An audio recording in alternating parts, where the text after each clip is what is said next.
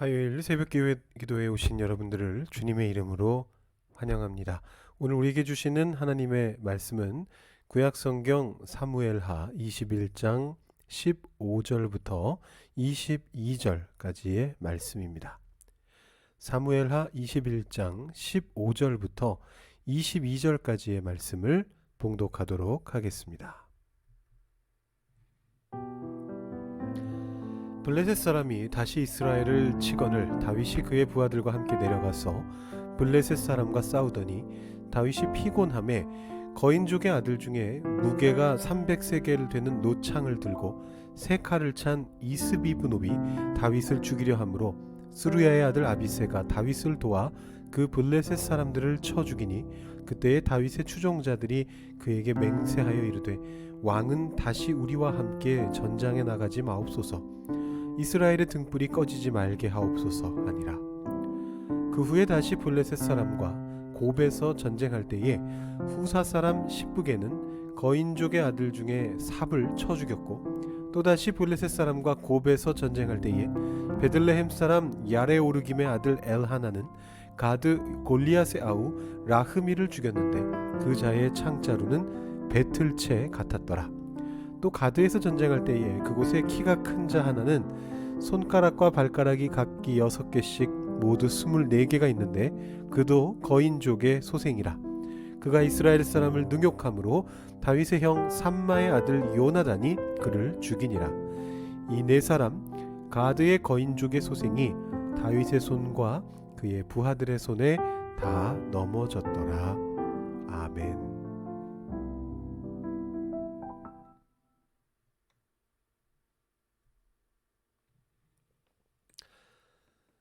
또 다른 이제 다윗 통치 시대의 부록에 해당하는 말씀이 오늘 말씀에 나오고 있습니다. 어제 말씀 통해서 말씀드렸습니다만 이 21장의 말씀은 일종의 부록이다라고 말씀드렸죠. 다윗의 그 통치 시대를 다루고는 있습니다만 연대기적 순서를 따르는 것은 아니다라고 그렇게 어제 말씀을 드렸습니다. 여기서 이제 블레셋과의 어떤 전투가 다시 나옵니다. 이 전투가 언제 일어난 것인지는 사실 분명하지가 않은데요. 다만 이 초반부인 15절부터 17절 사이에 보면 다윗이 전투 상황으로부터 은퇴하는 얘기가 이렇게 나옵니다. 그런 걸로 봤을 때는 이것이 다윗 통치 초반의 일은 아니고 아마 후반의 일일 것이다 라고 그렇게 짐작할 수 있겠죠. 다윗이 그 자신을 따르는 그 모든 용사들보다도 더욱 위대한 용사였던 건 분명하거든요. 우리 모두가 알고 있는 일이죠. 다윗이 다른 사람도 아닌 골리앗을 죽인 사람이잖아요. 오죽하면 그 당시에 사울이 왕이었는데도 불구하고, 그리고 사울도 어마어마한 용사였는데도 불구하고 백성들이 사울에게는 천천히요 다윗에게는 만만이라 이렇게 칭송할 정도로 이 다윗은 뭐 압도적으로 위대하고 뛰어난 그런 어떤 용사였습니다. 그런데 그런 다윗도 늙는 거죠.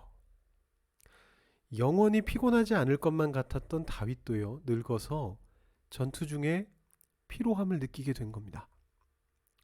그때 골리앗과 비슷한 어떤 거인이죠. 거인족인 이스비브놉이라는 이름을 가진 이 거인이 이제 블레셋의 군대를 이끄는 사람이었겠죠. 근데 이 사람이 다윗을 죽이려고 했습니다. 그렇게만 표현이 되어 있지만 아마 이 상황을 보면 미루어 짐작컨대 이 둘이 아마 어떤 백병전을 벌이다가 다윗의 힘이 이제 떨어진 상황인 것 같습니다. 그래서 아마 이 블레셋 거인이 다윗을 사실상 죽이기 직전까지 갔던 게 아닌가라는 그런 생각을 해보게 됩니다. 근데 이걸 이제 간신히 뒤집은 것은 뭐였냐면 그 다윗의 3대장 중에 한 명이죠. 아비새가 다윗이 지금 위기에 처한 걸 딱 보고 이제 달려들어가지고 다윗과 힘을 합쳐서 그 거인을 이제 죽이게 되는 다음에 이제 뒤집은 것이죠.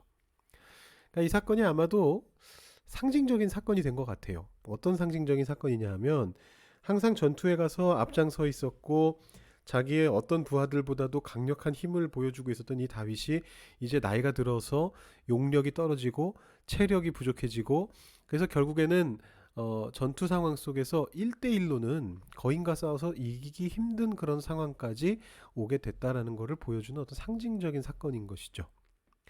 그래서 이 사건 이후에 결국에는 이 다윗의 신하들이 다윗을 이제 뜯어 말리면서 앞으로는 이제 전투에 직접 나오지 마시라 이렇게 이제 권유하는 이제 그런 일이 벌어집니다.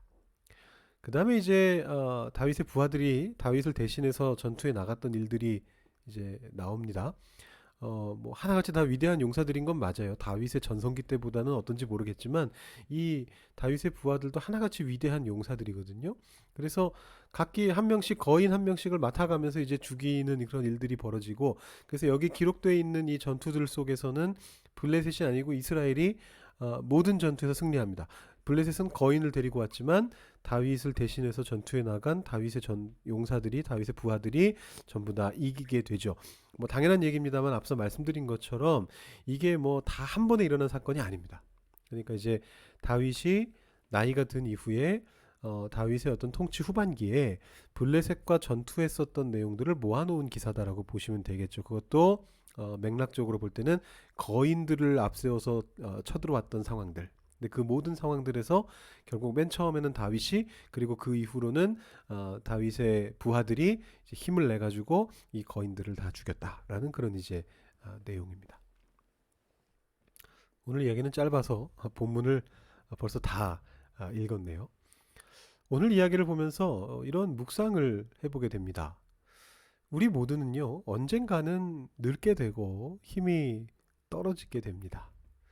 죄의 결과로 우리에게 사망이 들어왔지 않습니까? 죽음이 우리에게 들어와서 그 사망을 피할 수 없는 우리네의 현실이 그렇게 되는 겁니다. 늙어가면서 힘이 떨어지게 됩니다. 그런데 그렇게 됐다고 해서 모든 것이 끝나는 것은 당연히 아닙니다. 이 다윗은 전투에서 물러나는 바로 그 순간에도 어떤 호칭을 받았느냐 하면 이스라엘의 등불이다라는 그런 호칭을 받았습니다. 우리 지난 주일날 우리 강대길 원로 장로님 우리 부인 되시는 임순환 권사님께 감사패를 일부 예배 때 드렸던 장면이 기억나실 것 같습니다. 우리 강대길 원로 장로님뿐만 아니라 다른 우리 돌아가신 원로 장로님들 또 장로님들 권사님들 많은 분들을 생각해 보면 이게 나이가 든다고 해서 모든 것이 끝나는 것이 아니구나라는 것을 우리가 볼 수가 있습니다. 나이가 들고 현역으로 전면에 나서는 것이 쉽지 않더라도 등불이 빛을 비추는 것처럼 그 자리에 서서 그 등불이 빛을 비추는 것처럼 이 어르신들이 신앙의 연륜을 후배들에게 비춰줄 수 있습니다. 다윗이 그렇게 한 것처럼 이스라엘의 등불이 되는 것입니다. 때로는 좀 특별한 때겠지만 심각한 때인 경우겠지만 바로 지금과 같은 어떤 위기의 상황 속에서는 그렇게 은퇴하셨던 분들이 다시금 힘을 내 가지고 섬김의 자리로 다시 복귀하시기도 하는 거예요. 우리 공동의회를 통해서 우리 그 시무장로님들과 또 시무권사님이 이렇게 다시금 복귀하시는 모습을 보았습니다. 쉽지 않은 일이죠. 고생문이 훤한 그런 길입니다. 제가 그날 공동의회 마치고 다 뵙지는 못했지만 이렇게 뵌 분께 이렇게 복귀하시게 되어서 연장하시게 되어서 축하드립니다. 이렇게 인사를 드렸더니 저도 알고 한 인사입니다. 이렇게 인사드렸더니 뭐라고 대답하시느냐 이게 축하받을 일인지 모르겠습니다. 그렇게 얘기하시더라고요. 고생분이 훤한 길이죠. 그럼에도 그분들이 우리 교회의 등불로서 우리 교회를 위해서 빛을 계속해서 비추어 주셔야 우리 교회가 계속해서 앞으로 나아갈 수 있는 것이죠. 그러면서도 이것도 또 당연한 이야기입니다만 다윗에게도 그를 따르는 여러 용사들이 있어서 이 다윗이 은퇴를 한 이후에 그 용사들이 계속해서 블레셋의 거인들과 싸워서 승리할 수 있었던 것처럼 우리들에게도 이 신앙의 선배들을 따르는 훌륭한 신앙의 후배들이 있어야 됩니다. 80대, 90대 역전의 용사들, 우리 교회의 창립 때부터 힘써오신 그 선배들을 60대, 70대의 장로님들, 권사님들, 집사님들이 따라가야 하는 것이고 또 그 뒤를 40대, 50대 안수 집사님들, 성도님들이 따라가야 되는 것입니다. 다시 그 뒤를 20대, 30대의 젊은이들이 따라가고 그 뒤를 다시금 어린아이들, 티네이저들이 따라가야 되는 것입니다. 이건 그냥 하는 말이 아닙니다. 목숨 걸고 이 일을 해야 합니다. 자칫하면은 우리 교회를 비방하는 이들이 말하는 것처럼 우리 교회는 시간이 지나면 소멸될 수 있습니다. 곧 없어질 교회 아니냐 이렇게 말한단 말입니다.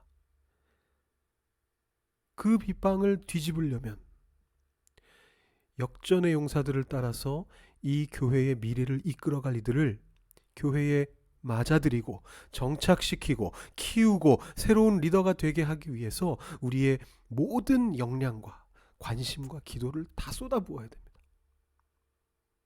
그냥 우리 교회의 미래는 젊은이들이지, 젊은이들을 키워야지, 그런 말로 끝나는 것이 아니라 정말 우리의 모든 것을 다 기울여서 그들을 섬길 수 있는가, 그들을 키워낼 수 있는가에 우리 교회의 미래가 달려있는 것이죠. 다윗과 그의 용사들의 이 아름다웠던 관계를 보면서 이 시간 다시 한번 우리 교회를 생각해 봅니다. 또 교회뿐만 아니고 또 우리 가정을 생각해 봅니다. 부모 세대가 자녀 세대에게 어떻게 이 신앙을 물려주고 어떻게 이 신앙을 전수하고 그들을, 신앙의 선배들을 잘 따라오는 훌륭한 신앙의 후배들이 되게 만들 것인가? 어떻게 이 아름다운 관계를 다윗을 백업해서, 다윗이 은퇴한 이후에도 다윗을 백업해서 그 용사들이 블레셋의 거인들과 전투에서 승리할 수 있었던 그 모습이 어떻게 우리 교회에, 어떻게 우리 가정에, 어떻게 우리가 살아가는 공간에 회복되게 할 것인가? 우리가 이것을 가지고 고민하면서 매 순간 그것에 우리의 모든 것을 쏟아붓는 그 마음을 가지고 나아갈 때에 비로소 우리 교회에, 우리 가정에 미래가 생겨나게 된다는 것을 오늘 말씀을 통해서 보게 됩니다. 이 시간 우리 함께 기도하실 때 이 말씀을 생각하시면서, 또 우리 교회를 생각하시면서, 또 우리 가정을 생각하시면서, 우리 한 사람 한 사람이 오늘 이 순간 어떤 일을 하고 어떤 행동을 하고 어떤 모습을 보여야 우리 교회에, 우리 가정에 미래가 있을 것인가, 소망이 있을 것인가 고민하고 생각하면서 오늘 하루의 삶을 살아갈 수 있게 해주십시오. 이렇게 기도하는 시간이 되면 좋겠습니다. 제가 마침 기도하고 여러분 이 기도 제목으로 함께 또 기도하시고 또 개인 기도 하시는 그런 시간 가지시면 좋겠습니다. 제가 기도하겠습니다. 하나님 아버지, 감사합니다. 오늘 다윗의 은퇴하는 모습을 보았습니다. 전투의 상황 속에서 더 이상 이 블레셋의 거인과 직접 싸워서 승리하기 힘든 어떤 그런 상황 속에서 뒤로 물러나며 자신의 부하들을 세워주고, 그러면서도 이스라엘의 등불이라는 호칭을 받으면서 빛을 비춰주는 존재로 남아있었던 그 다윗의 모습을 오늘 살펴보았습니다. 그러면서 우리의 모습을 봅니다. 우리 모두가 언젠가는 나이가 들고 언젠가는 힘이 떨어지게 되지만 그래도 다윗처럼 빛을 비추어주는, 신앙의 연륜을 비추어서 우리 교회가 가야 할 방향을 비추게 되는 그 일을 우리가 감당할 수 있게 되기를 소망합니다.